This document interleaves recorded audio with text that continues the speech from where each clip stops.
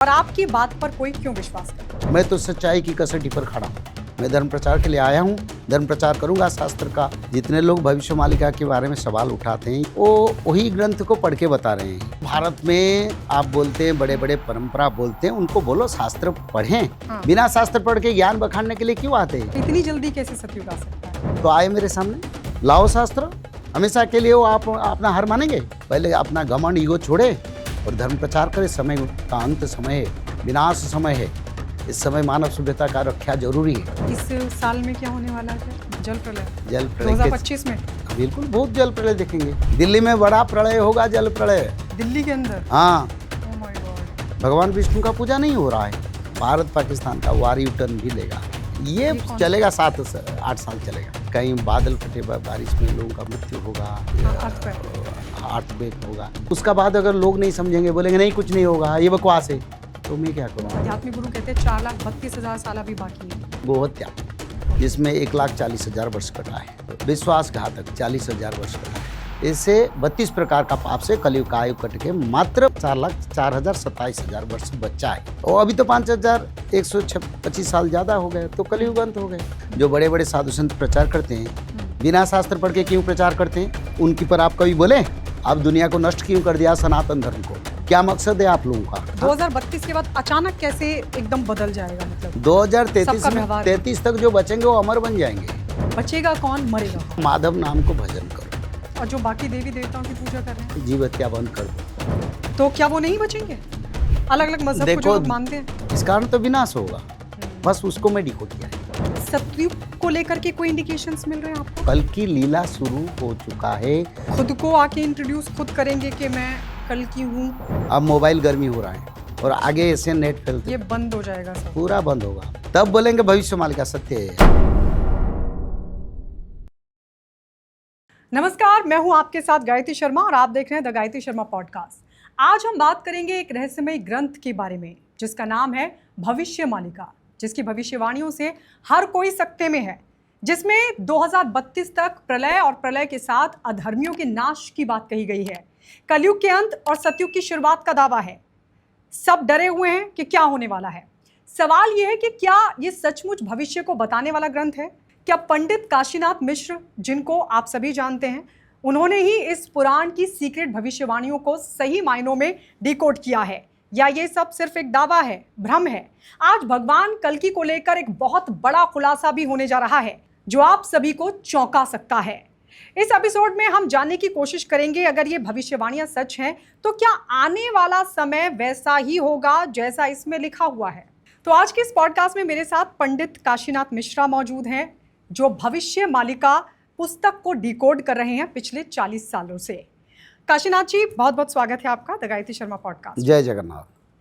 भविष्य मालिका में कौन कौन सी भविष्यवाणियां की गई हैं उस पर मैं आपसे बातचीत करूं, क्योंकि बहुत सारे लोग जानना चाहते हैं। लेकिन उससे पहले मुझे ये बताइए कि इस पर अभी तक चर्चा क्यों नहीं की गई? मतलब जितनी खुलकर आज चर्चा हो रही है, इससे पहले क्यों नहीं हुई, और आपकी बात पर कोई क्यों विश्वास करे? देखिए, भविष्य मालिका एक शास्त्र है जिसको हम पुराण कहते हैं जी। ये हमारा उड़िया संस्कृति, जगन्नाथ संस्कृति का एक अनवद्य सृष्टि है, जिसको गोलक वैकुंठ के नित्य पंच सखाओं के द्वारा रचना हुआ है। ये कोई मनुष्य का वाणी नहीं है, ये शास्त्र का वाणी है और कोई प्रेडिक्शन नहीं है, ये सच्चाई है। और समय के साथ इसका प्रचार सारा विश्व में होगा और सारा विश्व में मानव सभ्यता का कल्याण के लिए इस ग्रंथ का भगवान के पंचसखाओं ने रचना की है। अच्छा, पंडित काशीनाथ जी, 40 साल से मेरे ख्याल आप अध्ययन कर रहे हैं, है ना, डिकोड करने की कोशिश कर रहे हैं। लेकिन कुछ लोग ये आरोप लगाते हैं, मेरी पॉडकास्ट में किसी ने ये कहा कि पंडित काशीनाथ मिश्रा जो डिकोड कर रहे हैं उसमें उन्होंने अपने भाव जोड़ दिए, क्योंकि अक्सर क्या होता है कि हमारे भाव जुड़ जाते हैं, क्योंकि आप सनातनी हैं, सनातन को प्रमोट कर रहे हैं, तो कहीं ना कहीं इसमें सच्चाई को लेकर प्रश्न चिन्ह खड़ा किया जाता है। देखो, भविष्य मालिका शास्त्र उड़िया में रचना था। हाँ। हिंदी में आज तक किसी ने उसका रचना नहीं किया। जितने लोग भविष्य मालिका के बारे में सवाल उठाते हैं या प्रचार करते हैं या मेरे भाव की या मेरे कोई एक्स्ट्रा मैंने उसमें जुड़ा हूँ जो बोलते हैं ना, वो वही ग्रंथ को पढ़ के बता रहे हैं क्योंकि उनको तो उड़िया मालूम नहीं, वो भला क्या जानेंगे उसमें क्या लिखा था, मैंने क्या उसको लिखा हूँ। तो इसलिए शास्त्र को जो प्रकाश करते हैं इसमें किसी का पर्सनल इंटरेस्ट नहीं रहता। आज तक देखिए भागवत महापुराण से शुरू करके अष्टादश पुराण का भी प्रसार हुआ है हमारी धरती पर। कोई ना कोई तो उसको रचना किया ना, पुनर्रचना किया। तो एक बार रचना होता है, उसका समय के साथ फिर पुनर्रचना होता है। तो ये रचना हुआ था 600 साल पहले। फिर मैंने उनको पुनर्रचना किया, क्योंकि हिंदी भाषाभाषी, अंग्रेजी भाषाभाषी लोगों के लिए इसका जरूरी था। और इसमें कोई अलग तत्व नहीं है। वही शास्त्र को पढ़ के जो लोग वही शास्त्र के बारे में गलत बोलते हैं, जो लोगों को उड़िया जानकारी नहीं है, उड़िया भाषा के बारे में कोई नॉलेज नहीं है, तो इसका क्या मूल्य बताएं, इसका अर्थ क्या है। लेकिन अकेले पंडित काशीनाथ मिश्रा ही इसको क्यों डिकोड कर रहे हैं? आपको कोई सपोर्ट नहीं मिला? क्योंकि हम देखते हैं कि पूरे देश भर में बहुत सारे आध्यात्मिक गुरु हैं जो सनातन का प्रचार कर रहे हैं, बहुत बड़े बड़े विद्वान हैं, तो इन लोगों का साथ पंडित काशीनाथ मिश्रा को क्यों नहीं मिला, या आपने नहीं लिया? देखिए सुनिए, 2014 से मैं हिंदी से इसका प्रचार कर रहा हूँ। हाँ। उससे पहले 85 से हम उसको प्रचार कर रहे थे, 1985 से उड़ीसा में। हाँ। तो फिर 2014 से जब हिंदी से मैंने प्रचार किया तब सभी लोगों को नेगेटिव बात बोले। आज भारत में ग्रेजुअली देखो, मैं बोलता जाता हूँ 14 से आज तक। और समय के साथ 2-3 साल हो गया, सब वही भविष्य शास्त्र को पढ़ के आगे आगे भविष्यवाणी बोलना शुरू कर दिए। तो ये सृष्टि का नियम देखा और सीखा विद्या हमारा उड़ीसा में कहते हैं। देखो और उसको लोगों के सामने अपनापन बढ़ाओ। तो शास्त्र इसको नहीं मानता। शास्त्र में जो लिखा है, कोई ना कोई भगवान किसी को बनाता है और उसको प्रचार होता है समय के साथ। लोग माने न माने, कोई माने न माने, उसका कोई मायना नहीं रहता। समय के साथ उसका अकरांश भी होता है। आज देखो, एक बात मैं कहूँ, मेरा प्रथम खंड पुस्तक में ये लिखा था 2025 7 तारीख पाकिस्तान के साथ इंडिया का वार होगा, जो विश्व युद्ध का आधारशिला होगा। ये आपकी पुस्तक में लिखा हाँ, है? बिल्कुल लिखा है। ओके। तो आप क्या बोलेंगे मेरे को? मैंने उस पुस्तक में मैंने लिखा था तुर्की भारत के सबसे बड़ा शत्रु बनेगा और ईरान उनके साथ देगा। पाकिस्तान 13 मुसलमान कंट्री भारत के साथ लड़ाई करेंगे। आप भविष्य देख रहे हैं। अमेरिका भारत को विरोध करेगा। जो शास्त्र में, आप पहले मेरा शास्त्र पढ़िए। अच्छा, और ये कितने वक्त पहले आपने देखो, जो लोग कहते हैं ना, वो लोगों को भी यही पूछिए, ये शास्त्र में जो लिखा है ये एक एक करके प्रमाण हो चुका है और इसका प्रमाण उस पुस्तक में रचना के साथ संपूर्णता आता है। नहीं, मैं पूछ रहा हूँ कब लिखा था आपने? ये तो मैंने 40 साल से अनुध्यान करके लिखा है। आज थोड़ा लिख रहा हूँ, एक दिन में कोई पुस्तक लिख देता है। पुस्तक को मैंने पब्लिश किया 2022 में। पर रचना के लिए तो मैं तो 10-15 साल कम से कम मेरे को लगा। किसको लिखना, क्या जरूरी है। फिर भगवान से प्रार्थना करके उसको मैंने रचना किया। और जो मैं रचना किया वो एक एक वाणी पत्थर के लकीरें हैं। तो ये 22 से लेकर अब तक कितनी भविष्यवाणियां सब सच, आप सब पढ़ें। जैसे सब, मैंने तुर्की का बारे में बताया था, मैं पंचभूत प्रलय के बारे में बताया था, मैं खाद्यान्न का महंगाई के बारे में बताया था, मैंने ये शेयर मार्केट क्रैश करेगा 2025 में उसके बताया था। सब कुछ तो सत्य है। वार के बारे में बताया। कहते हैं कि वो भी बताते हैं स्टार्स के पहले से क्यों 14 से क्यों नहीं बताया? पर आपकी ये 2 साल से पुस्तक पढ़ के सब बता रहे हैं। अच्छा, 2 साल वही मालिका पुस्तक को पढ़ के बता रहे हैं। छोड़ो, हमको नहीं, सब अच्छे लोग हैं, पर ऐसे नहीं करना चाहिए, शास्त्र का निंदा होता है। तो काशीनाथ जी, ये डिकोडिंग आप कैसे आपने की? मतलब उसमें श्लोक हैं, क्या है, मतलब किस तरीके से? देखिए, उसमें श्लोक है और पंक्ति है, दोहा है, ऐसे उसका रचना है। उड़िया भाषा में? उड़िया भाषा में। उड़िया, कहीं कहीं उड़िया मिश्रित संस्कृत और कहीं अलग भाषा का मिश्रित भी रचना है। तो मैं ये जानना चाहती हूँ पहले कि आपके अलावा, मतलब क्योंकि 40 साल एक लंबा समय होता है, आपको किसी ने सपोर्ट नहीं किया कि चलिए हम इसको डिकोड करवाते हैं? शास्त्र तो हमेशा ही हमारे भारत में देखो, भारत में साधु संत परंपरा में उड़िया लोग हिंदी भाषा भाषी क्षेत्र पर कार्य नहीं करते। अच्छा। उड़िया लोग उड़ीसा में काम करते हैं और उड़ीसा में उसका डिकोड हो चुका है, कई शास्त्र का लोग जानते हैं। अच्छा। पर हिंदी में उसका नहीं हुआ था। तो भगवान का इच्छा जिसको ओके, और प्रभु ने आपने कुछ, हिंदी में किया ये हमने 2022 में, हिंदी में किया, और अंग्रेजी में। 40 साल पहले उड़िया भाषा में आपने तमाम प्रेडिक्शंस पहले ही लिख दी थी। नहीं, मैं नहीं लिखा था, वो तो शास्त्र लिखा है हाँ, उड़ीसा मतलब में। जो भी आपने ट्रांसलेट किया वो लिखा था उसके अंदर। देखिए सुनिए, उड़ीसा में वो जो ताड़पत्र की खिदा है, हाँ कई साधु संत के द्वारा पुस्तक प्रकाशित भी है उड़िया भाषा में, हाँ हाँ हाँ कई हजारों ग्रंथ है। हाँ फिर उसको एक कन्फाइंड करके अच्छा तत्व मानव सभ्यता के लिए प्रचार के लिए हमने उसको हिंदी, अंग्रेजी, भारत की सभी रीजनल लैंग्वेज में भाषा रूपांतर करके मानव सभ्यता कल्याण के लिए पूरा प्रचार किया। ये 2022 के बाद शुरू हुआ है, 2022 से अलग शुरू अलग हुआ। भाषाओं हाँ। से, इसलिए लोग इसको समझ पाए, पढ़ हाँ, पाए। नहीं तो कौन जानता। भविष्य मालिका शास्त्र एक शास्त्र है। हाँ। इसमें भविष्य लिखा है। हाँ। इसमें भक्तों का उद्धार, मनुष्य का उद्धार लिखा और है। कोविड के बारे में भी उड़िया भाषा में जो हाँ, वो तो उसमें लिखा सब था, पहले से लिखा था। अच्छा। आज से 200 साल पहले लिखा था। आप कई पुराना पुस्तक आपको देंगे जो एडिशन आज से 50 साल पहले हुआ था, उसमें लिखा था इसी की डिकोडिंग का। हाँ। अच्छा, शास्त्र कोई अलग नहीं होता। शास्त्र मानो उसको कोई अनुवाद करता है, पर अर्थ तो एक ही होता है। अच्छा, मैं फिर ये आपसे, मैं भविष्यवाणियों पर एक एक कर आऊँगी, लेकिन कुछ बेसिक से सवाल है मेरे। सवाल ये है कि अब जैसे आप कहते हैं कि 2032 में कलयुग का अंत हो जाएगा और सतयुग की शुरुआत हो जाएगी, तो ये जो आध्यात्मिक गुरु हैं, मतलब कुछ तो लोग होंगे जिनको ये थोड़ा महसूस हो रहा होगा, देखिए, या नहीं? कलयुग की जो परंपरा, हाँ। कलयुग की जो लोग अध्ययन करते हैं या प्रचार करते हैं उनको पता है। हमको सत्ययुग की परंपरा पता है, इसलिए हम प्रचार करते हैं। समझते हैं? कलयुग की परंपरा को कलयुग में प्रचार हो रहा है बड़े बड़े संत साधु ने, पर सत्ययुग को परंपरा का प्रचार हम कर रहे हैं। अच्छा, बस उसमें डिफरेंस यही है। तो लेकिन एक सवाल ये भी खड़ा होता है कि जैसे लोग कहते हैं कि भाई कलयुग के तो अभी, मतलब आध्यात्मिक गुरु कहते हैं 4,32,000 साल अभी बाकी हैं, तो इतनी जल्दी कैसे सतयुग आ सकता है? आध्यात्मिक गुरुओं को सभी शास्त्र पढ़ना चाहिए।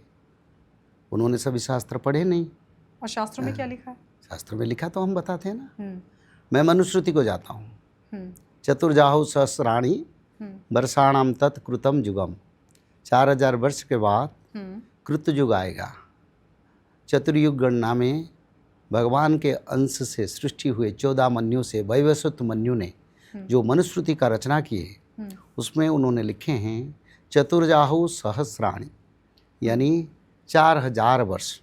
वर्षाणं तत्कृतं युगम, यानी उसका बाद तत्युग कलयुग का अवसान होके कृत युग आएगा। तस्य तावच्छति संध्या, उसका बाद युग संध्या आएगा। संध्या सश्च तथा विधो, पूर्व संध्या वर्तमान संध्या को मिला के 400, 800 वर्ष और कलयुग का आयु 400 वर्ष, 4800 वर्ष कलयुग को भोग होगा। ये मनुस्मृति में लिखा है। जो बड़े बड़े साधु संत प्रचार करते हैं, बिना शास्त्र पढ़ के क्यों प्रचार करते हैं? उनकी मतलब पर आप लोग, है। उनकी पर आप कभी बोले जे आप लोग शास्त्र ना पढ़ के क्यों गलत बोलते हैं? आप दुनिया को क्यों बहकाते हैं? आप दुनिया को नष्ट क्यों कर दिया सनातन धर्म को? क्या मकसद है आप लोगों का? तो ये तो बहुत सारे क्या बोलते हैं। उद्देश्य है आपका? उनको पूछो। हाँ। ना पूछ के मेरे को बोलने से मैं क्या बोलूँगा? मैं तो सच्चाई की कसौटी पर खड़ा हूँ। मैं तो ब्राह्मण हूँ। धर्म प्रचार के लिए मेरा कर्म है। मैं धर्म प्रचार के लिए आया हूँ, धर्म प्रचार करूँगा। शास्त्र का सही अर्थ को मैं प्रकाश करता हूँ। ये कोई मेरे वाणी नहीं, शास्त्र तो भगवान का मुख निश्चित वाणी है। आदि युग में भगवान महाविष्णु ने ब्रह्मदेव को सभी शास्त्र बताए थे। समय के अनुसार, युग के अनुसार उस शास्त्र का प्रचार होता है। अभी सत्ययुग आ रहा है, इसलिए भविष्यवाणी का प्रचार हम कर रहे हैं।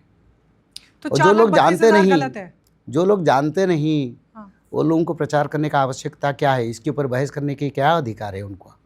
तो अगर करें तो आए मेरे सामने, लाओ शास्त्र रखेंगे सब, हमेशा के लिए वो आप अपना हार मानेंगे? पहले अपना घमंड ईगो छोड़े और धर्म प्रचार करे। समय का अंत समय है, विनाश समय है। इस समय मानव सभ्यता का रक्षा जरूरी है। अगर मानव सभ्यता का रक्षा नहीं होगा, धरती पर सत्ययुग का कैसे निर्माण होगा? भगवत कार्य सबसे बड़ा प्राधान्यता है।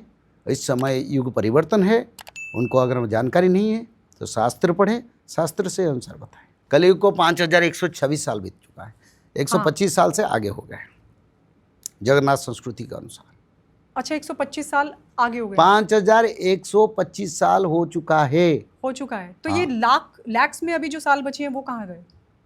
4,32,000। आपको मैं बताया ना, हाँ सत्य त्रेता द्वापर कली चारों का आयु सत्ययुग का आयु 17,28,000 वर्ष था। हाँ।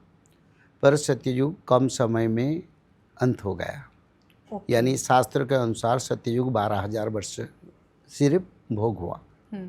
फिर त्रेतायुग को 12,96,000 आयु था, उसको मात्र 2400 साल से उनका खत्म हो गया। 1200 साल में सत्ययुग गया, हाँ 2400 साल में त्रेतायुग गया, हाँ। फिर 3600 साल में द्वापर युग गया। उनका आयु था 8,64,000 द्वापर का। फिर कलयुग का आयु 4,32,000 है, उसको 4,800 वर्ष भोग होना है, 4,800 वर्ष। पर भविष्य मालिका में उसको 5,000 ठहरा गया। उसी हिसाब से अभी 5,000 जा चुका है। 125 साल ज़्यादा हो गया। सत्ययुग का निर्माण कार्य करीब करीब 80 साल हो गया, शुरू हो गए। अच्छा, मतलब मैं यही पूछ रही हूँ, 4,32,000 साल नहीं है, यही ना, पीरियड शास्त्र में लिखा है 4,32,000 है। हाँ। पर लिखा है मनुष्य अगर पाप करेगा ज्यादा तो बढ़ेगा तो वो कम हो जाएगा। पाप में आयु कटेगा, अच्छा। पुण्य में आयु बढ़ेगा। पाप ज्यादा बढ़ गया कलयुग में, इस कारण आयु कट गया कलयुग का। अच्छा। इसके बारे में उड़िया में एक पंक्ति, 4,32,000 सहस्र वर्ष कली जुगर अटई आयुष पाप भारारे आयु कटी जीव 5,000 कली भोग होइब। नित्य पंच सखाओं ने इसके बारे में लिखे, पाप के कारण कलयुग का आयु कट जाएगा और मात्र 5,000 वर्ष भोग होगा। तो अब ये कलयुग के वो कौन से भयावह लक्षण हैं जिसको लेकर आपका कहना है कि ये जो वर्ष हैं वो कम हो गए कलयुग के सबसे बड़ा पाप है गोहत्या, जिसमें 1,40,000 वर्ष कटा है, और विश्वासघातक 40,000 वर्ष कटा है। विश्वासघात में? हाँ। नारियों का हत्या 32,000 वर्ष कटा है। अच्छा। ऐसे भ्रूण हत्या 7,000 वर्ष। इसे टोटल मिला के 4,32 प्रकार पाप। इसमें देखो, मिथ्या वचन, मैत्रता से कपट, विश्वासघातक, भाई भाई से शत्रुता, और मातृहत्या, पितृहत्या, भ्रूण हत्या, नारी हत्या, शिशु हत्या, अभक्ष्य भक्षण, जीव हत्या, ऐसे 32 प्रकार का पाप से कलयुग का आयु कट के मात्र 4,27,000 वर्ष बचा है। और अभी तो 5,125 साल ज़्यादा हो गए, तो कलयुग अंत हो गए। हाँ, मैं इसलिए मैं उसका पूरा प्रमाण दे रखता हूँ। हाँ। हमारी पुस्तक में 32 प्रकार पाप का जिक्र किया गया। हाँ। कौन सा पाप से कितना आयु कटे हैं उसको भी मैंने लिखा हूँ, स्पष्ट में रखा हूँ। हाँ, मैंने इसलिए क्लियरली पूछा स्पष्ट तौर पे, क्योंकि कई लोग आंकड़ों में उलझ रहे पर हैं। जो लोग भारत में आप बोलते हैं बड़े बड़े परंपरा बोलते हैं, उनको बोलो शास्त्र पढ़ें। बिना शास्त्र पढ़ के ज्ञान बखानने के लिए क्यों आते हैं? हाँ, मैं तो उनको बताता हूँ ना, उनको मैं सम्मान करता हूँ, पर ज्ञान पहले आहरण करें, बाद में लोगों को बांटे। ज्ञान नहीं तो बांटते क्यों? क्या जरूरी है, क्या आवश्यकता है ज़्यादा बोलने की? जितना योग्यता है, जितना ज्ञान है, उतना हम बोलेंगे। हमारे पास जितना योग्यता हम उतना बोलते हैं। अच्छा पंडित काशीनाथ जी, मुझे ये बताइए कि आजकल हम देख रहे हैं कि स्पिरिचुअल अवेकनिंग हो रही है। मतलब आप देखिए 2021 के बाद से एकदम से जो भक्ति है वो बहुत बढ़ी है। क्या ये एक इंडिकेशन है, ये एक साइन आप मानते हैं? देखो, और क्या लोगों को कुछ महसूस हो रहा है? भक्ति तो बढ़ रहा है। हाँ। पर लोग भगवान विष्णु के पूजा नहीं करते। हाँ। और निज गुरु, निज परंपरा, और कई परंपरा पंथ बन गए। हाँ। इसमें कोई लाभ नहीं होगा धरती का। अच्छा। जब तक भगवान विष्णु, भगवान के पूजा नहीं होगा हर घर में सनातनियों का। हाँ। देखो, इस मर्त्य पर भारतवर्ष में सत्य त्रेता द्वापर कली होता है। दूसरा देश में तो असुर सभ्यता है, अलग सभ्यता है, उनका विनाश होता है। यहाँ भक्त बचते हैं, देवता आते हैं, देवी माता आते हैं, युग निर्माण करते हैं। तो बात है ये जो समय है, इस समय निज परंपरा का प्रचार बहुत बढ़ रहा है।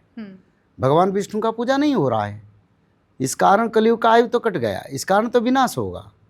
और जो बाकी देवी देवताओं की पूजा कर रहे हैं, मैं तो कहता हूँ सभी देवता भगवान से सृष्टि हुए हैं। हाँ। जब भगवान का विष्णु का पूजा नहीं होगा, हाँ, पिता का पूजा नहीं होगा, पुत्र का पूजा से क्या मिलेगा? भगवत गीता में भी कहा है भगवान ने कि सभी देवता मुझसे ही प्रकट हुए हैं। हाँ, क्या सब मिलेगा? मेरे ही अंश हैं, उसमें कोई लाभ नहीं। हाँ। जब कृष्ण भगवान का पूजा ना हो, हाँ, तो दूसरा पूजा से क्या मिलेगा? हाँ। और आजकल तो मनुष्य को भगवान बना दिए। हाँ। और मनुष्य लोग सच अपने आप को प्रचार करते हैं, हम भगवान हैं, हाँ। हम गुरु हैं, हम मुक्ति करवा दें। हाँ, गुरु तो सब सम्मान ही है। हाँ, सभी गुरु भगवान को हम ही सम्मान करते हैं। हाँ। पर भगवान तो भगवान स्थान पर रहते हैं ना। हाँ। जो दुनिया को, सूर्य चंद्र नवग्रह को, मनुष्य को, धरती पर बारिश वायु पंचभूत को संचालन करते हैं, उनको तो प्रणाम करना, भक्ति करना चाहिए ना। और विराट रूप भी उन्होंने ही दिखाया था। हाँ, मानव अपना स्थिति से आगे बढ़ गया जी। और भगवान विष्णु का पूजा जब तक ये धरती पर नहीं होगा तो मानव सभ्यता का बड़ा विनाश होगा। अच्छा, अब मुझे बताइए कि भविष्य मालिका में क्या कहा गया है जब सतयुग की शुरुआत होगी और कलयुग का अंत के आपने कई लक्षण मुझे बता ही दिए। सतयुग को लेकर के कोई इंडिकेशंस मिल रहे हैं आपको? बिल्कुल इंडिकेशन लिखा है, भविष्य जैसे? मालिका शास्त्र में लिखा है। जब सत्ययुग आएगा तब प्रकृति में क्या परिवर्तन होगा, इसके बारे में लिखा है। जी। प्रकृति में क्या परिवर्तन होगा, क्या परिवर्तन होगा? उसमें लिखा है कई स्थान पर, कई जगह पर आम की पेड़ में अलग मौसम में भी फल फूल होगा। अच्छा। हाँ, ओके। आम की पेड़ में, सभी पेड़ पौधे में, सभी आम की पेड़ में नहीं। हाँ। भारत में, विश्व में जहाँ भी आम का खेती होता है या किसी की बगिया में आम का पेड़ है, बेमौसम में उसको उसी पेड़ में फल फूल होगा। यानी अभी तो आम का सीजन चल गया, पर आप देखेंगे दिल्ली में मैं कई पेड़ दिखाऊंगा जहाँ फूल आया है। अच्छा। मैं दिखा दूंगा आपको, बोलेंगे तो। मैं फरीदाबाद में अभी रहता हूँ। मैं वहीं पर वॉकिंग में सुबह जाता हूँ, देखता हूँ। अच्छा। और ये 1 साल से नहीं, पर ये तो कई टेक्निक्स भी तो हो सकती है। नहीं बेटी सुनो, ये 5 साल 6 साल हो गया हो रहा है। अच्छा। आप बोलेंगे सभी आम की पेड़ में क्यों नहीं हो रहा है? हाँ। इसमें लिखा है पूर्ण सत्यता जब आएगा सभी आम की पेड़ में सालों भर फल फूल समा जाएगा। माने फल पकता रहेगा, फिर फूल निकलता रहेगा, फिर फल ऐसे कंटिन्यू ही रहेगा। तो ये एक संकेत आम की पेड़ में मिलेगा जब भक्त जानेंगे सत्ययुग आ रहा है। पहला। अच्छा। क्यों ना आम को शुभ फल मानते हैं, जब हम कलश डालते हैं तो आम के पत्ते डालते रखते हैं। हाँ। और हमारी परंपरा में, सनातनी परंपरा में एप्पल अंगूर ये सब शुभ फल नहीं है, आम है। तो हाँ, आम सबसे शुभ फल है और ये मनुष्य का आयु वर्धक है। जो आम खाते हैं ना उनका आयु बढ़ जाता है। तो ये सौंदर्य का प्रतीक है, मेमोरी का प्रतीक है और सबसे सुंदर रसीले आम से सुस्वादु फल नहीं है धरती पर जितने फल है। तो ये बेमौसम में फल लग रहा है। इसके अलावा और भी लिखा है। हाँ। बेमौसम में नीम की पेड़ में बारिश की सीजन में नीम की पेड़ में फूल फलेगा। अच्छा। फूल और फल होगा। एक तो धूप की मौसम में पतझड़ होता है, फूल लगता है और फल भी होता है। जो बारिश के मौसम में पकता है, नीम की पेड़ का बात करता हूँ, जिसमें जगन्नाथ जी का दारू बनता है। इसको दारू वृक्ष कहते हैं। वो बड़ा पुण्य प्रवृत्त जो 24 घंटा ऑक्सीजन देता है। अच्छा। जानते हो? हाँ। नीम का पेड़ है, बड़ा शक्तिशाली है मानव सभ्यता के लिए। भगवान का वृक्ष है, अस्वस्थ वृक्ष है, वो भी ऑक्सीजन देता है 24 आवर्स। ओके। तो नीम के पेड़ में फल लगते हुए फूल लगेगा। ठीक है। मैं उसका फोटो दिखा दूंगा, यही है मेरा पास, मैं दिखाऊंगा। अच्छा, ऐसा हो रहा है मतलब? हाँ, ये 5 साल से हो रहा है। सत्ययुग का आने के लिए ये सब संकेत है। सुनो, साधारण लोगों को क्या, ड्रेस पहने, खाए पिए, घूमे, मस्ती मजाक करे, पर हम तो शास्त्र के पीछे भागते हैं। कहाँ देखो, ये तो शास्त्र में लिखा था, देखो कहीं लक्षण दिखा देना है सत्ययुग आ रहा है कि नहीं। साधु संत का काम क्या है? दुनिया का रक्षा करना। सुनो, हाँ। दुनिया का रक्षा करना, मानव के लिए कल्याणकारी वाणी प्रचार करना। तो हम उसको परखते हैं, आज नहीं, हम 20 साल से परख रहा हूँ, 5 साल से उसको देख रहा हूँ, 20 साल से मैं अनुध्यान में हूँ। कब आम की पेड़ में फूल होगा, कब नीम की पेड़ में बेमौसम में फूल फल होगा। अच्छा, वॉच कर रहे थे? हाँ बिल्कुल, क्योंकि जब होगा तब तो ये शास्त्र में लिखा है, इंडिकेशन में। और शास्त्र सत्यता की नहीं, शास्त्र तो सत्य है, जरूर होगा, पर ये 5 साल से हो रहा है। ये दिल्ली में भी आप लोगों में दिखा दूंगा। और क्या होगा? हाँ बताइए। और भी संकेत लिखा है, रात को सालों भर जब कोयल का आवाज आएगा तब जानो सत्ययुग परिवर्तन होने वाले हैं। रात को कोयल की आवाज? हाँ, रात को। ओके। हर पूरा सालों भर सालों भर। आप देखो सालों भर, ये दिल्ली में भी हाँ। रात 2 बजे 3 बजे कोयल का आवाज़ आता है। सिर्फ ये बसंत के ऋतु में नहीं आता है, सालों भर आता है। अच्छा। उसको करो, इंक्वायरी करो, क्योंकि हम उसको इंक्वायरी करके आया हूँ और शास्त्र में लिखा है शास्त्र की वाणी सत्यता की इंक्वायरी दोनों हमको प्रमाण कर रहा है। तो कोयल सालों भर गूंज रहा है। क्यों ना? जिस समय सत्ययुग होगा सालों भर बसंत का ऋतु रहेगा, एक ऋतु रहेगा, 6 ऋतु नहीं रहेगा। ठीक है। और बसंत ऋतु रहेगा, लोग आनंद में समय गुजारेंगे, सालों भर फल फूल में भरा रहेगा, सुंदर परिवेश बनेगा और मौसम अनुकूल बनेगा। कोई ऐसी, कोई गर्मी, कोई बारिश किसी को परेशान नहीं करेगा। लोग सुनो बेटा, हाँ। जब सो जाएंगे लोग रात में 12 बजने के बाद 3 बजे तक बारिश होगा, उसका बाद बारिश नहीं होगा, लोग अपना काम कार्य करेंगे। और क्या संकेत है इसमें? शिशुनंद महाराज जिन्होंने नित्य पंचसखा में अनन्यतम उन्होंने लिखे हैं, फेण परा एक हुईब बारंग रस मधुर लागिब, आदरे भक्किबे कलिजुग नरे भक्ति भस्म होइजिबे। बेल काल जानी कलप तरुरे गरल फलिब पुणी। कलयुग जब परिवर्तन सत्ययुग को जाएगा तब नीम के पेड़ में सुंदर मधुर रस निकलेगा, वाइट का, वाइट जैसे दूध जैसे। लोग उसको पान करेंगे, मीठी लगेगा। सभी जगह पर नहीं, कुछ जगह। और आप अगर न्यूज़ का सर्च करेंगे अभी भारत में 10,000 स्थान पर ऐसा प्रमाण आ रहा है कभी कभी, समझते हैं? तो नीम के पेड़ में मधुर रस निकलेगा, कलयुग का परिवर्तन होगा, सत्ययुग आएगा, नीम मधुर हो जाएगा। ये संकेत है जो अभी कड़वा है। हाँ। और क्या होगा ना? बेमौसम में पेड़ पौधे में फल भी लगेगा। अच्छा। जो नहीं होने वाला वो भी हो जाएगा।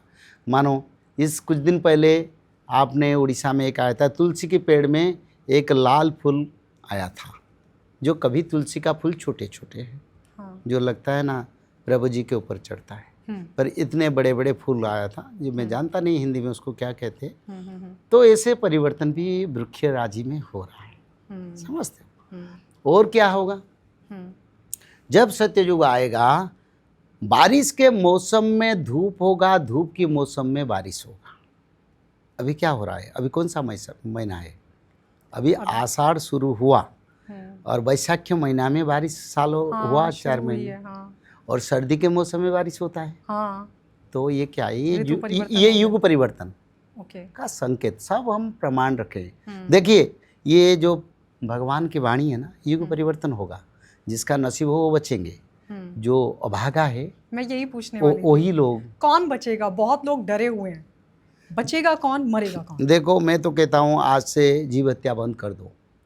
मैं तो कहता हूँ कुछ दान करो, गौ माता का रक्षा करो, और धरती पर सत्यवादी बनो, और तीनों कर्म करो। एक ब्रह्म कर्म जिसको हम त्रिकाल संध्या कहते हैं, दूसरा श्रीमद् भागवत महापुराण को पठन करो, तीसरा माधव नाम को भजन करो।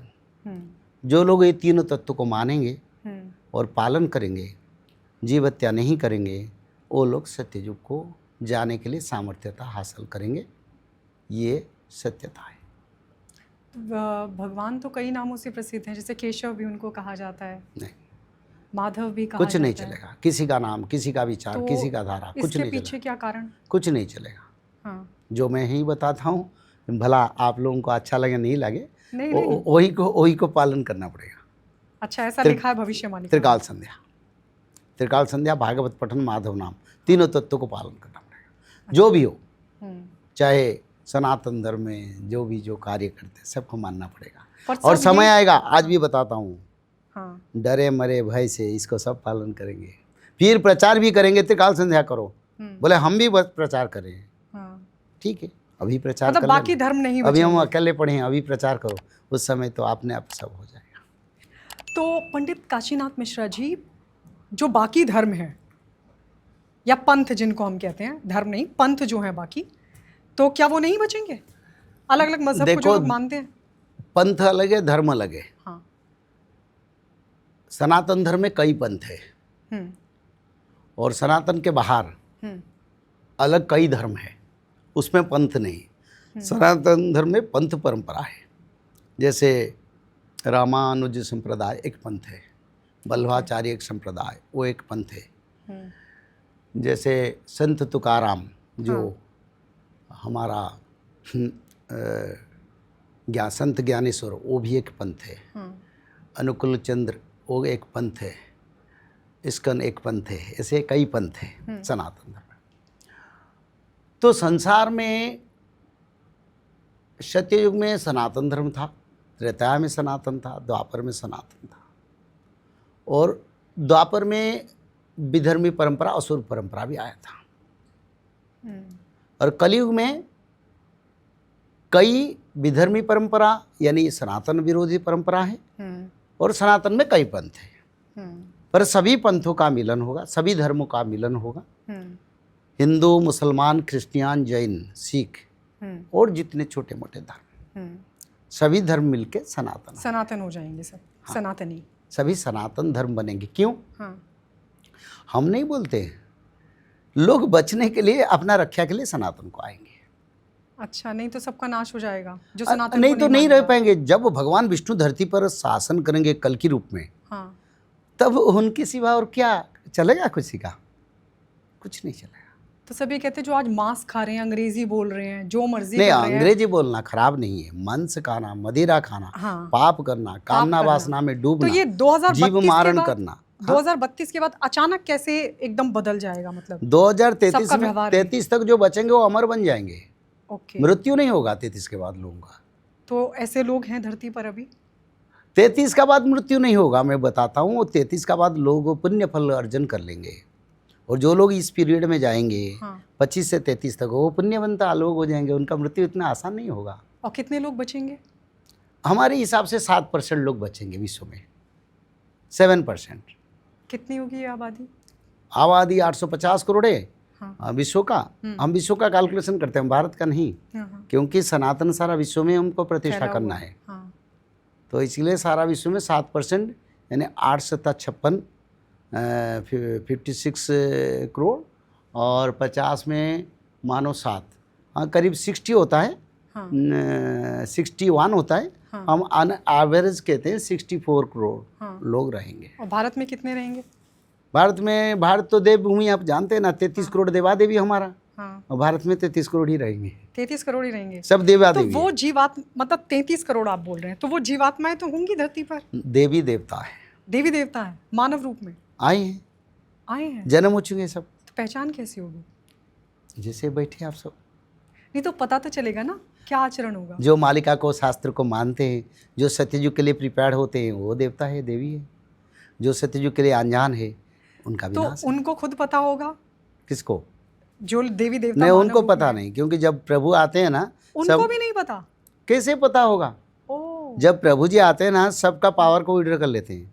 जब इलेक्ट्रिक बल्ब में फिलामेंट नहीं रहेगा, वो जलेगा कैसे? तो ऐसे जब जगन्नाथ जी या प्रभु जी आते हैं ना, हाँ, वो सबका पावर ले लेते हैं। हाँ। फिर उनको मानव शरीर, मानव से देवता बनते हैं। हाँ। फिर देवता से मानव बनते हैं। जानते हैं आप, हाँ, नारद महामुनि पहले क्या था? मानव थे। हाँ। मानव से फिर महामुनि ब्रह्मदेव का पुत्र बन गए। हाँ। प्रहलाद क्या था? मनुष्य था। हाँ। फिर मनुष्य से वो इंद्र पद पाएगा, फिर इंद्र पद से फिर मनुष्य होगा। तो जब मनुष्य होता है, क्या पता चलता है? अच्छा, मतलब जब भगवान आएंगे धरती पर, तब एकदम से उनको आभास होगा, उनको रियलाइज होगा अपनी शक्तियों का। भविष्य मालिका शास्त्र को जो मानते हैं, हाँ, जो अनुसरण करते हैं, जो उसको सुनते हैं, हाँ, जो फॉलो करते हैं, वो देवता है, वो देवी माता है। अच्छा, ये बड़ा बात है। हाँ, ये बड़ा बात नहीं, ये सच्चाई है। ये who is telling about this controversy? सब कह सकते हैं कि किसी का इसके ऊपर दखल देने के अधिकार नहीं है। हम एक शास्त्र की बात करते हैं, तो दखल देने के अधिकार क्या है? हमारी शास्त्र में जो लिखा है जगन्नाथ जी के संस्कृति में नित्य पंच सखाओं का, तो उसको हम प्रचार करते हैं। उसमें किसी को बोलने की क्या अधिकार है? पर कहेंगे कि शास्त्र तो सबके होते हैं। शास्त्र सबके होते हैं, पर शास्त्र में जो लिखा है उसके ऊपर बोलने वाले कोई होते हैं? इसलिए पंचसखा ने एक जगह पर लिखे हैं, पंचसखा से बढ़कर दुनिया में कोई नहीं इसके ऊपर बोलने वाले। मैंने हम जो लिख रहे हैं उसके ऊपर बढ़ के बोलने वाले कोई धरती पर नहीं है। बस उसको मैं डिकोड किया है। अच्छा, तो भगवान कल की की क्या पहचान होगी? मतलब खुद को आके इंट्रोड्यूस खुद करेंगे कि मैं कल की हूँ, या मतलब कैसे पता चलेगा और किन लोगों को पता चलेगा? भगवान ने कोई गलत किया है क्या? आके अपने मनुष्य सामने बोलेंगे मैं कल की हूँ, मेरे को मानो? हाँ, मतलब थोड़ा अटपटाई है, मैं इसीलिए नहीं, पूछ रही हूँ। वो क्यों बोलेंगे? हाँ, तो कैसे पता चलेगा कृष्ण तब? भगवान जब आए थे किसी को बताए थे? हाँ, बताए थे? किसी को नहीं। बताए थे? हाँ, महाभारत युद्ध में अर्जुन को जो ज्ञान जरूरत, दिया तो हाँ, अर्जुन समझ उस गया। समय बताया। हाँ, उससे पहले तो वो बोल रहे थे मैं देवकी नंदन हूँ, हाँ। वसुदेव मेरे इवन पिता है, अर्जुन को भी नहीं पता था, मैं उनको लगा था ग्वाला मेरे हूँ, सखा हैं मैं सिर्फ। ग्वाला हूँ, हाँ, मैं गौमाता चारा खिलाने के लिए लेता हूँ, हाँ, गौमाता पालन करता हूँ, हाँ। गोपालों के साथ खेलता हूँ। कभी हाँ। बोले मैं भगवान हूँ? तो भगवान का जन्म हो चुका है? भगवान का जन्म होने से आपको क्या मिलेगा? नहीं, मैं इसलिए क्योंकि ये सब जानना चाहते हैं। देखिए, एक ये बड़ा गुप्त तत्व है, इसके बारे में मैं खुल के कुछ नहीं बताऊंगा, ओ, पर इतना बताऊंगा कल की लीला शुरू हो चुका है। जो विश्व में वार देख रहे हैं, जो धरती पर परिवर्तन देख रहे हैं, हाँ, जो पंचभूत का प्रलय देख रहे हैं। कल 20 हाँ, लोग मर गए पुणे में, हाँ, नदी की बाहों में, हाँ। देखे हो ना? फिर और ये प्लेन क्रैश भी हुआ प्लेन है। क्रैश हुआ, फिर क्या हुआ, हमारा केदारनाथ में भी हाँ, हेलीकॉप्टर का क्रैश तो हुआ। ये सब इंडिकेशन सब है। प्रभु जी का दर्शन करके आए, केदारनाथ जी के दर्शन करके आए, मृत्यु क्यों होता है? महाकालेश्वर मंदिर में सेवायतों का मृत्यु क्यों होता है? क्यों होता वो है? क्यों आग में जलते हैं? क्यों?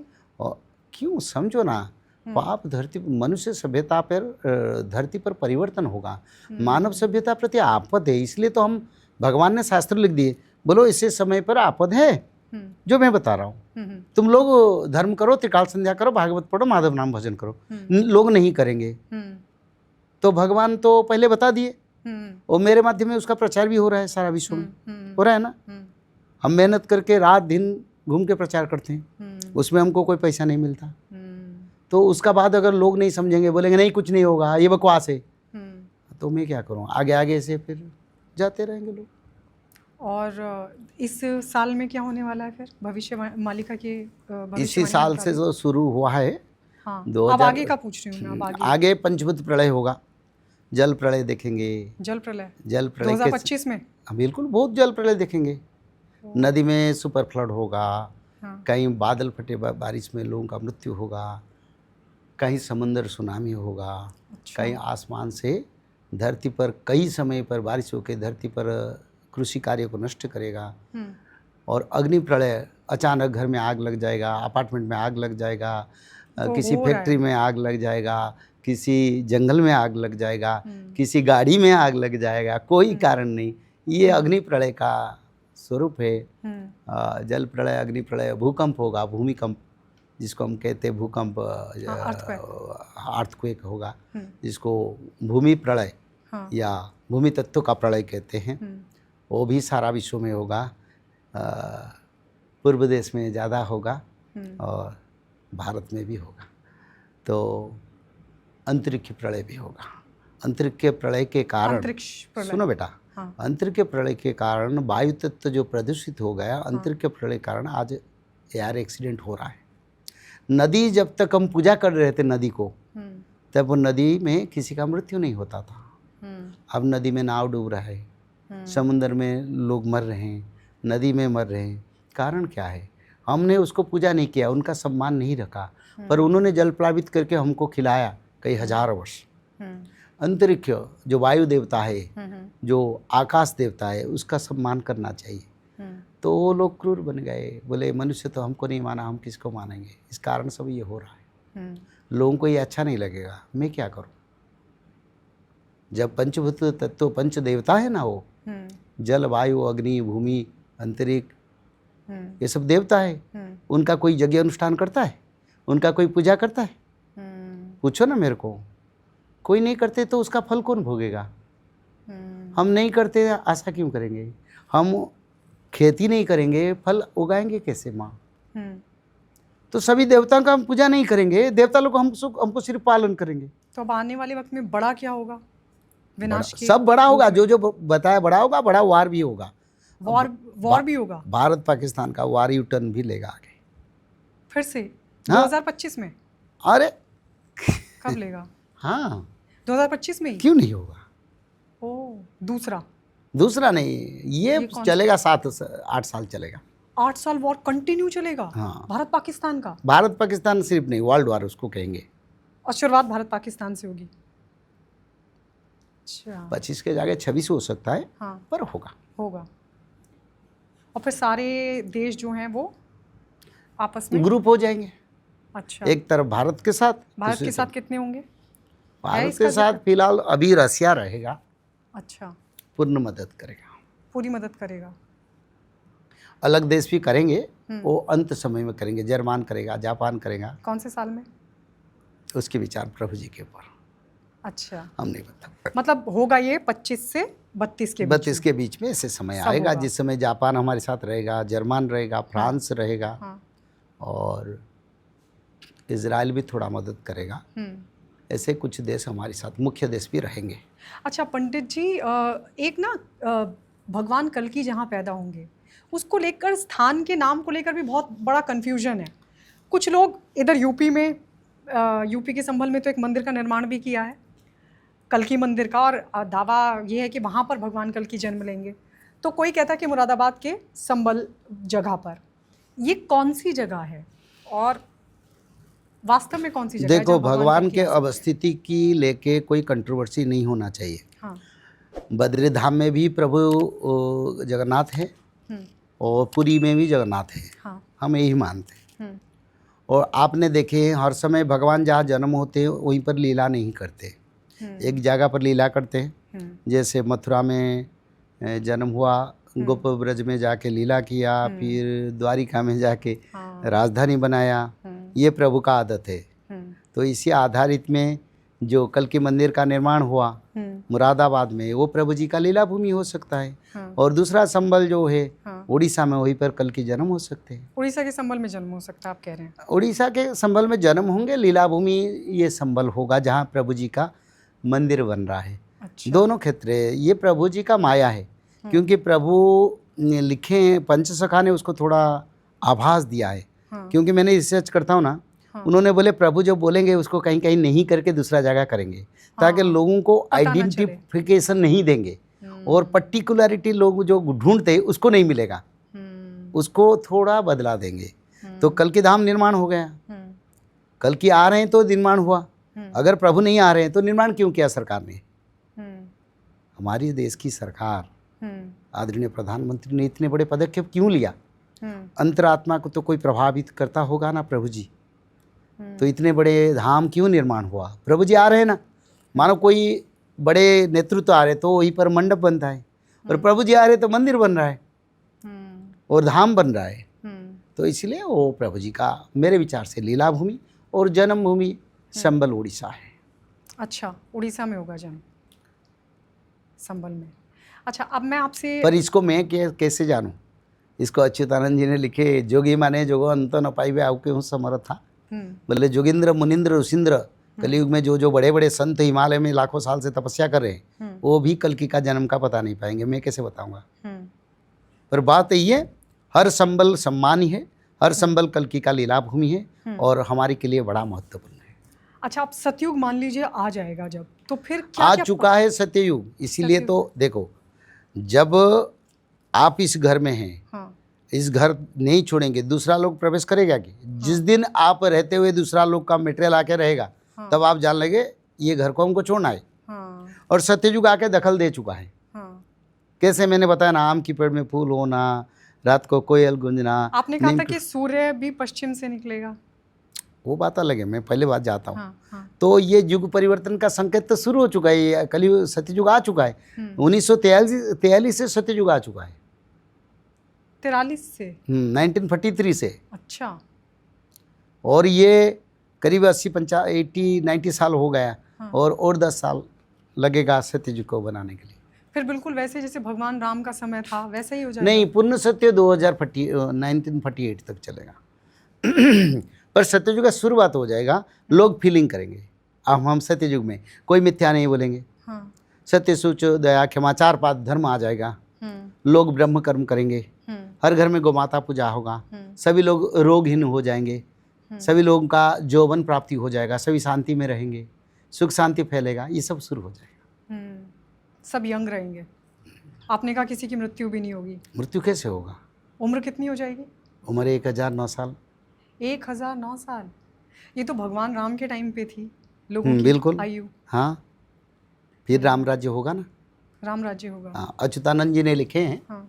द्वितीय अयोध्यापुरी प्रकाशिव रघुनाथंक विहार सेदिन ये पूरा उत्कल नगर रासस्थली हो। एक अयोध्या तो हमारा उत्तर प्रदेश में है जहाँ रामलाला का जन्मभूमि है, हाँ। और द्वितीय अयोध्या उड़ीसा बनेगा। अच्छा, इसको लेके और उस पर राज कौन करेगा? कल की भगवान कल की।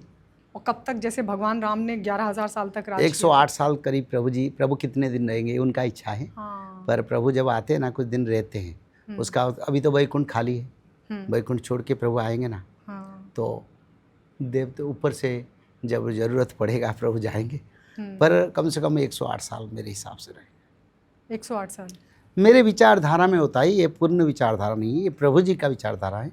हम उसके ऊपर इंटरफेयर नहीं करना चाहिए। मैं ऑन एंड एवरेज एक मेरे मन में आता है 108 साल प्रभु जी रहेंगे। और रूप क्या होगा? जैसे बहुत सारे लोग ऐसे भी कहते हैं कि एकदम घोड़े पर सवार, तलवार, कहीं कहीं वर्णन ऐसा मिलता है। देखिए, कृष्ण 16 कला में आए थे। हाँ। सुंदर थे। हाँ। मनमोहक थे, बहुत बड़ा प्यारे थे। सब उनको अभी भी मन में हाँ सब कहते मांग रहे हैं प्रभु जैसा का वर्णन वही मिलता है। पवित्र मनमोहक रूप को। हाँ। कल के आएंगे 64 कला में, तो 16 कला में जितने सुंदर है 64 कला में उसने 4 गुना सुंदर होंगे।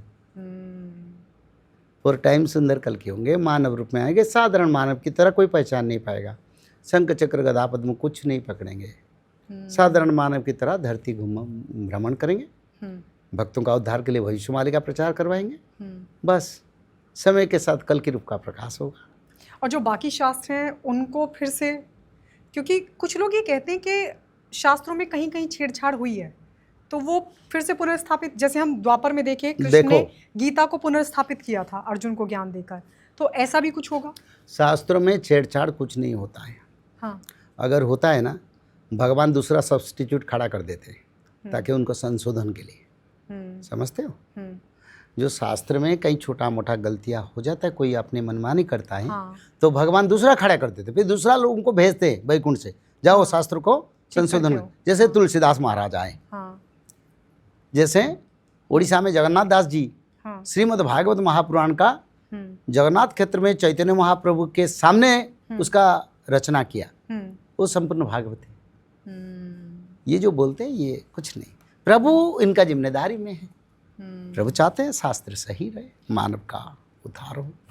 अच्छा, बताइए कौन कौन सी महामारी और कितनी महामारी आएंगी 25 से 32 के बीच में, क्योंकि आप कई जगह पर अभी कितना महामारी है? एक कोरोना आया था, एक गैस्ट्राइट, एसिडिटी। अच्छा, लोगों को कबलित करा है ना। हाँ। कई लोग, एक लिस्ट देखो ऑनलाइन सर्च में, कितने लोग गैस्ट्राइट और एसिडिटी में मरते हैं।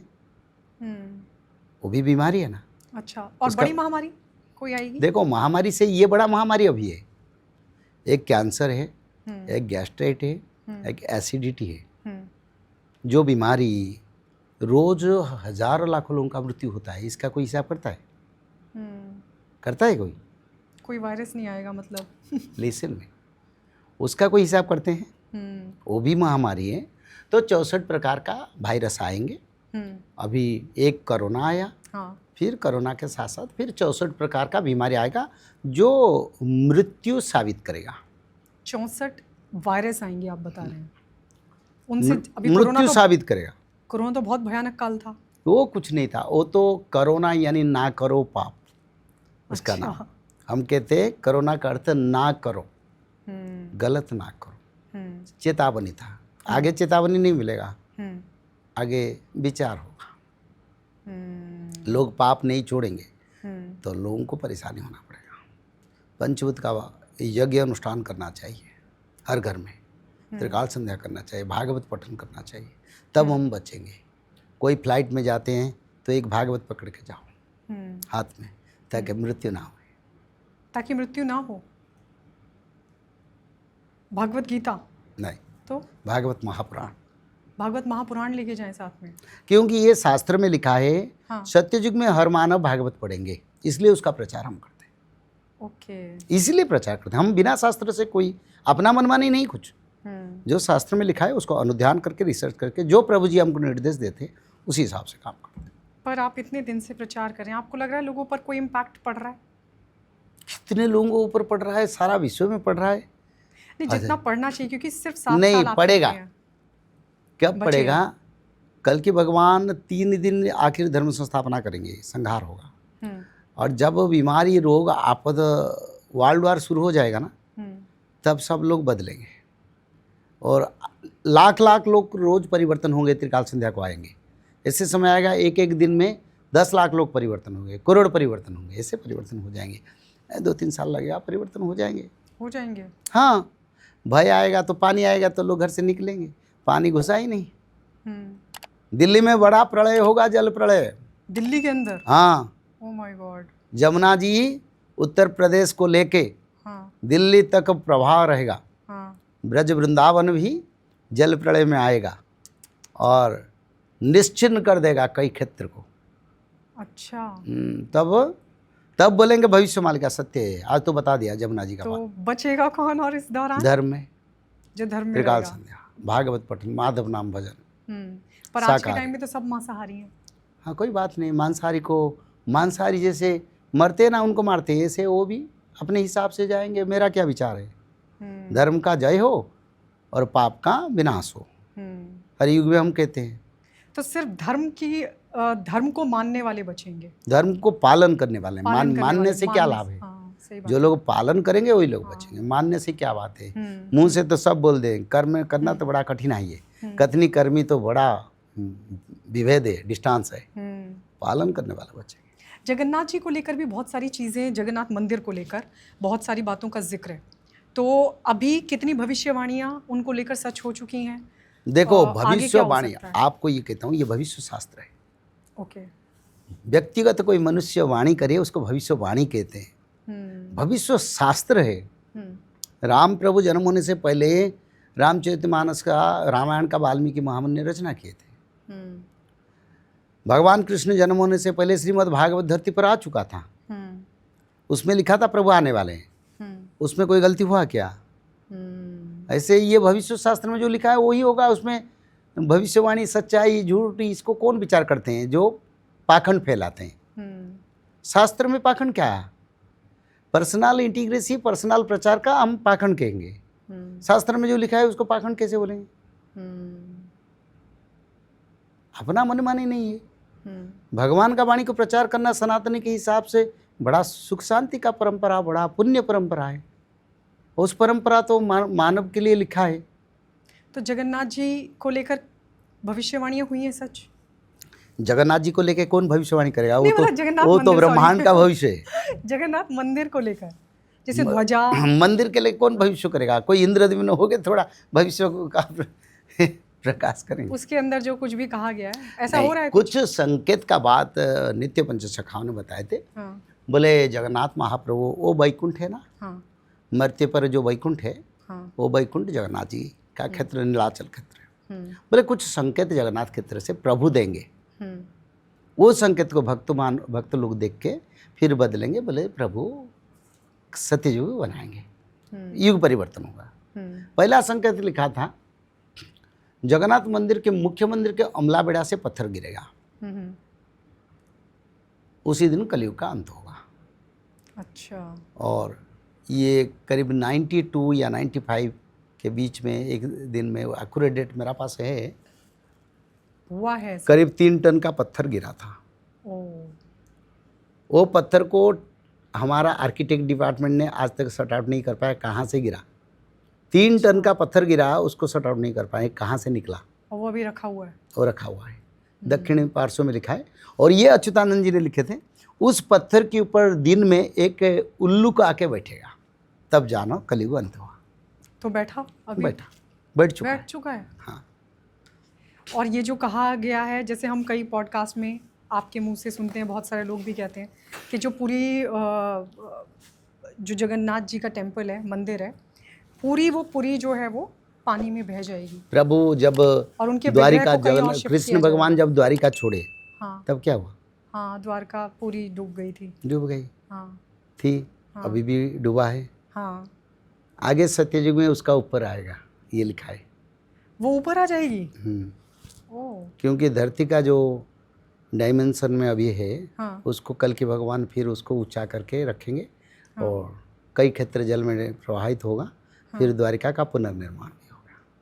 द्वारिका का फिर पुनर्निर्माण होगा। और ये विग्रह वाली बात, विग्रह को कहाँ, जगन्नाथ जी के विग्रह को कहाँ शिफ्ट किया जाएगा? ओ तो बिनु पद चलई सुनई बिनु काना, हाँ। कर बिना करई करम विधि नाना। वो तो अपने चलते हैं, वो तो खुद परम जब ब्रह्म भी होगा। सच्चिदानंद है, हम्म। तो उनको कौन स्थानांतर करेगा? नहीं, पुराण में क्या लिखा है? लिखा पुस्तक है, में। शास्त्र में लिखा है, जगन्नाथ महाप्रभु क्षेत्र छोड़ेंगे। हाँ। रशिया की सरकार के लोगों ने भारत की सरकार के साथ मिलकर जगन्नाथ महाप्रभु को स्थानांतर करेंगे। उसी समय समुद्र पीछे भागेगा। अच्छा। और फिर पूरी क्षेत्र, जगन्नाथ क्षेत्र पूरा संपूर्ण जल में समाहित हो जाएगा। फिर अगस्त्य महामुनि को कल के भगवान बुलाएंगे। अच्छा। बुला के विभीषण को बुलाएंगे। विभीषण को बुला के बोलेंगे अगस्त्य महामुनि को बुलाओ। तो अगस्त्य महामुनि को विभीषण लेके आएंगे, बोलेंगे उसको सुखाओ। फिर सुखाने के बाद कल के भगवान जगन्नाथ धाम का पुनर्निर्माण करेंगे। अच्छा, ये इंटरनेट ब्लैकआउट को लेकर भी कोई कुछ कहा गया है? देखो, इंटरनेट ब्लैकआउट हुआ था यूरोपियन कई कंट्री में। जैसे आपने 1 महीने पहले दिखा था ना, यूरोप में 4-5 कंट्रीज में था जिसमें ब्लैकआउट हुआ था। अचानक इलेक्ट्रिक स्ट्रक्चर सब स्टॉप हो गए। आगे ऐसे सभी स्थान पर होगा। पर ये पुस्तक में लिखा था। हाँ, तब 600 साल पहले इंटरनेट के लेखा जंत्र मानव उलटी पड़िव तिथि बारो न रहिव तेवे दासरथी मृक्ष संहारकु निश्चय उदय है। मतलब लेखा जंत्र यानी कंप्यूटर सिस्टम उल्टा चलेगा। अच्छा। वो काम नहीं करेगा। ये 600 साल पहले लिख दिया गया था। कैसी टेक्नोलॉजीज होंगी? परमाणु के बारे में लिखा है, परमाणु बोमा आएगा। हाँ। उसके लिए हिरोशिमा नागासाकी में पड़ेगा, ये लिखा था। ये भी लिखा था। हाँ, अभी भी परमाणु का इस्तेमाल होगा आने वाले वक्त हाँ, में? ये लिखा है। कब होगा ये गोविंद का इच्छा, मैं क्यों बोलूँ, पर होगा। तो ये वो उससे विनाश होगा। 2032 के बीच में देखो, ये विनाश होगा उससे। परमाणु में विनाश भी होगा, परमाणु में भी रक्षा होगा, रक्षा भी होगी। दोनों कार्य प्रभु जी करेंगे। अच्छा। कौन? प्रभु जी कल की। वो चाहेंगे तो परमाणु को भी एक एक जगह पर परमाणु को निष्क्रिय कर देंगे, यानी वो एक्सप्लोजन नहीं होगा। एक एक जगह पर भी उसको एक्सप्लोजन करवाएंगे, ताकि असुर जहाँ होंगे, पापी जहाँ होंगे, उनको मारने के लिए एक माध्यम है। जो लोग आज जीव को मार के खाते हैं, पाप करते हैं, उन लोगों को ऊपर तो असर आएगा ना बेटा। और नेटवर्क का जो ब्लैकआउट का बात कहता हूँ, अभी तो शुरू हो गया हमारे भारत में। अब मोबाइल गर्मी हो रहा है सभी का मोबाइल। हाँ। गर्मी हो रहा है। हाँ। और कहीं कहीं बात करते करते फ़ोन आवाज़ बंद हो जाता है, कटअप हो जाता है, फिर व्हाट्सअप में हम बात करते हैं। सभी लोगों का आदत में पड़ गया है व्हाट्सअप में बात करना, क्योंकि आप नेट काम फुल से नहीं करता, कभी कभी नेट बंद हो जाता है, फिर व्हाट्सअप से कॉल करते हैं। एक लोगों को बीमारी पहले होता है ना, उसका बाद मृत्यु होता है, ये बीमारी शुरू हो गया और आगे ऐसे नेट फैलते। ये बंद हो जाएगा सब? पूरा बंद होगा। पूरा नहीं बंद होगा तो लोगों का जो बदमाशी चलता है वो कैसे बंद होगा? अच्छा। ये फ़ोन के कारण सब वो एक एक फ़ोन पकड़ के चलते हैं। रोड एक्सीडेंट किस लिए होता है? चोरी डकैती किस लिए होता है? परिवार किस लिए टूटता है? हर परिवार टूटता है ना फ़ोन के माध्यम में, फेसबुक, वही जो बदमाशी संस्था सब है। तो ये सब बंद नहीं होगा तो सत्ययुग कैसे बनेगा? ये रहेगा तो आपस में कि फिर चलाते रहेंगे। चलिए, बहुत बहुत शुक्रिया पंडित काशीनाथ मिश्रा जी, आप हमारे पॉडकास्ट में आए और बहुत सारी जानकारी भविष्य मालिका को लेकर दी, और मुझे लगता है बहुत सारे लोगों की कन्फ्यूजन भी इसको लेकर दूर हुई होगी। जय जगन्नाथ। तो ये थी भविष्य मालिका और उसके डिकोडिंग के दावों पर गंभीर चर्चा, लेकिन अपील यही है कि डरने की जरूरत नहीं है और हर भविष्यवाणी को आंख बंद करके मान लेना खतरनाक हो सकता है, लेकिन हर रहस्य को अनदेखा करना भी समझदारी नहीं है। इसी के साथ फिलहाल इस एपिसोड में इतना ही। अगले एपिसोड में फिर मुलाकात होगी, तब तक के लिए नमस्कार and keep watching the Gayatri Sharma podcast.